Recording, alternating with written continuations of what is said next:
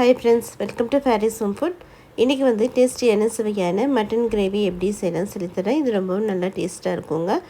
Morning இந்த mutton gravy செஞ்சிட்டிங்கன்னா night டின்னருக்கும் இதே சாப்பிட்டுக்கலாம். சப்பாத்திக்கு, இட்லிக்கு, தோசைக்கு, சப்பாத்திக்கு, ரைஸ்க்கு எல்லாத்துக்குமே இந்த மட்டன் கிரேவி சாப்பிட்றதுக்கு ரொம்ப அருமையாக இருக்கும். வாங்க இந்த டேஸ்டியான மட்டன் கிரேவி எப்படி செய்யலாம் சொல்லித்தரேன். வீடியோக்குள்ளே போய் பார்க்கலாம். வீடியோக்குள்ளே போய் பார்க்கறதுக்கு முன்னாடி நம்மளுடைய சேனலை சப்ஸ்கிரைப் பண்ணாதவங்க சப்ஸ்கிரைப் பண்ணிக்கோங்க. தேங்க்யூ. மட்டன் கிரேவி பண்ணுறதுக்கு குக்கர் வச்சுக்கோங்க. எண்ணெய் ஊற்றிக்கோங்க. எண்ணெய் சூடானதும் 1/2 டீஸ்பூன் சோம்பு போட்டுக்கலாம். 2 பிரியாணி இலை போட்டுக்கோங்க. 2 ஏலக்காய், கொஞ்சமாக கல்பாசி, சின்ன துண்டு பட்டை, 2 கிராம்பு, பெரிய வெங்காயம் 2 பெரிய வெங்காயம் குட்டியாக நறுக்கி போட்டுக்கோங்க. வெங்காயத்தை நல்லா பொன்னிறமாக ஆற வரைக்கும் நல்லா வதக்கிக்கோங்க. 1/2 டீஸ்பூன் இஞ்சி பூண்டு பேஸ்ட்டு போட்டுக்கிறேன். 1 கிலோ மட்டனுக்கு நான் இன்றைக்கி 1/2 டீஸ்பூன் இஞ்சி பூண்டு பேஸ்ட்டு போட்டுக்கிறேன். உங்களுக்கு ஏற்ற மட்டனுக்கு நீங்கள் இஞ்சி பூண்டு பேஸ்ட்டு போட்டுக்கோங்க. இப்போ இஞ்சி பூண்டு பேஸ்ட்டும் போட்டுட்டு நல்லா வதக்கி விட்டுக்கோங்க. இஞ்சி பூண்டு போட்டதும் அடி பிடிக்க ஆரம்பிக்கும். அடி பிடிக்காமல் நல்லா கிளறி கொடுத்துக்கோங்க. ஃப்ரெஷ்ஷாக கொஞ்சமாக கருவேப்பிலையும் போட்டுக்கலாம். பழுத்த தக்காளியாக 1 தக்காளி போட்டுக்கோங்க. ரொம்பவும் தக்காளி வேண்டாம். தக்காளியும் போட்டுட்டு தக்காளி நல்லா சாஃப்டாக ஆகிற வரைக்கும் வதக்கிக்கோங்க.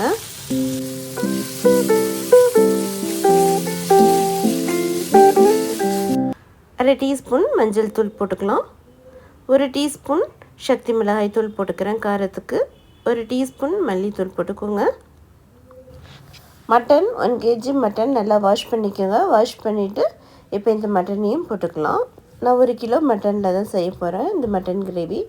மட்டனையும் போட்டுட்டு நல்லா வதக்கி விட்டுக்கோங்க. எலும்பு பீஸாக நான் வந்து எடுத்து வச்சுருக்கிறேன். பாருங்கள், இந்த மாதிரி எலும்பும் எடுத்து வச்சுருக்கிறேன். இந்த மாதிரி சின்ன சின்னதாக பீஸுங்களும் எடுத்து வச்சுருக்கேன். இந்த மாதிரி எலும்பும் பீஸும் போட்டு பண்ணும்போது கிரேவி ஒரு நல்ல டேஸ்ட்டு கொடுக்கும். மட்டனுக்கு தேவையான அளவுக்கு உப்பு போட்டுக்கோங்க. 1 டீஸ்பூன் உப்பு போட்டிருக்கேன். மசாலாவோட போய் நல்லா மட்டன் மிக்ஸ் ஆகிற வரைக்கும் நல்லா கிளறி கொடுத்துக்கோங்க.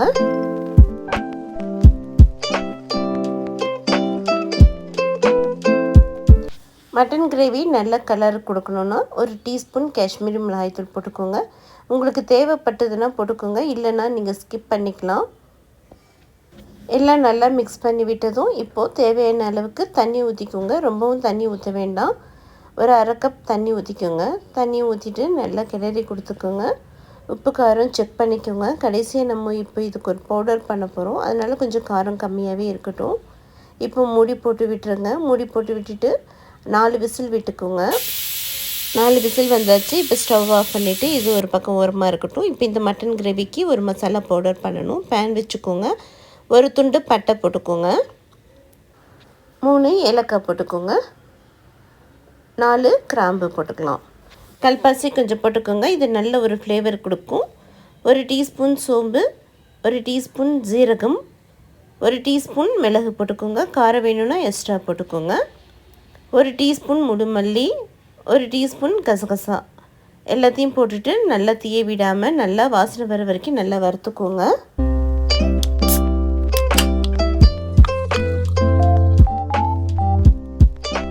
எல்லாம் நல்லா வறுத்ததும் ஆற வச்சுட்டு மிக்ஸி ஜாரில் போட்டுட்டு நல்லா தூள் பண்ணி எடுத்துக்கோங்க. குக்கரில் 4 விசில் விட்டு ப்ரெஷர் அடங்கினதும் இப்போ ஓப்பன் பண்ணி பார்க்கலாம். பாருங்கள், சூப்பராக எண்ணெயெல்லாம் ஓரம் நல்லா படர்ந்து வந்திருக்கு. இப்போ நல்லா கிளறி கொடுத்துக்கோங்க. ஃப்ரெஷ்ஷான ஒரு கொத்து கருவேப்பிலையும் போட்டுக்கலாம். கருவேப்பிலை லாஸ்ட்டாக போடும்போது நல்ல ஒரு ஃப்ளேவர் கிடைக்கும். அடுத்து கடைசியாக நம்ம பொடி பண்ணி வச்சுருக்கிற மசாலா பவுடர் போட்டுக்கோங்க. ஃபஸ்ட்டே போட வேணாம், கடைசியாக தான் போடணும். கடைசியாக போட்டுட்டு நல்லா ஒரு 2 நிமிஷம் நல்லா கிளறி கொடுத்துக்கோங்க. கிளறி கொடுத்துட்டு நம்ம வந்து ஸ்டவ் வந்து ஆஃப் பண்ணிக்கலாம். கடைசியாக இந்த பவுடர் போட்டு பண்ணும்போது நல்ல ஒரு கிரேவி டேஸ்ட்டு கொடுக்கும். மசாலா நல்ல ஒரு வாசனையாகவும் இருக்கும். உப்பு காரம் எல்லாம் செக் பண்ணிக்கோங்க.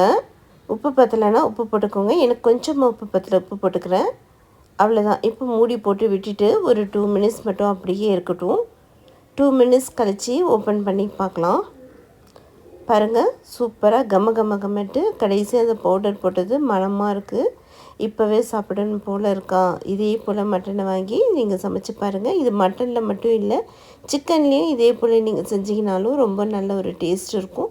ரைஸ்க்கும் சாப்பிட்லாம், சப்பாத்திக்கும் சாப்பிட்லாம். ரொம்பவும் அருமையாக இருக்கும். இதே போல் செஞ்சு பாருங்கள், சூப்பராக இருக்கும். இப்போ நல்லா கிளறி கொடுத்துட்டு ஸ்டவ் வந்து ஆஃப் பண்ணிக்கலாம். ஆஃப் பண்ணிவிட்டு வாங்க இப்போ இது ஒரு பவுலுக்கு மாற்றிக்கலாம். கமகமன்ட்டு மட்டன் கிரேவி ரெடி ஆகிடுச்சு. இது ரொம்பவும் நல்லா டேஸ்ட்டாக இருக்குங்க.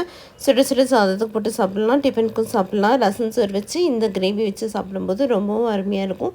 எக்ஸ்ட்ரா ஒரு பிளேட் கேட்டு வாங்கி சாப்பிடுவாங்க, அவ்வளோ சூப்பராக இருக்கும். இதே போல் செஞ்சு பார்த்துட்டு எப்படி இருக்குன்னு கமெண்ட் பண்ணுங்கள். இந்த வீடியோ பிடிச்சிருந்ததுன்னா லைக் பண்ணுங்கள், ஷேர் பண்ணுங்கள், சப்ஸ்கிரைப் பண்ணுங்கள். தேங்க்யூ ஃபார் வாட்சிங். பாய்.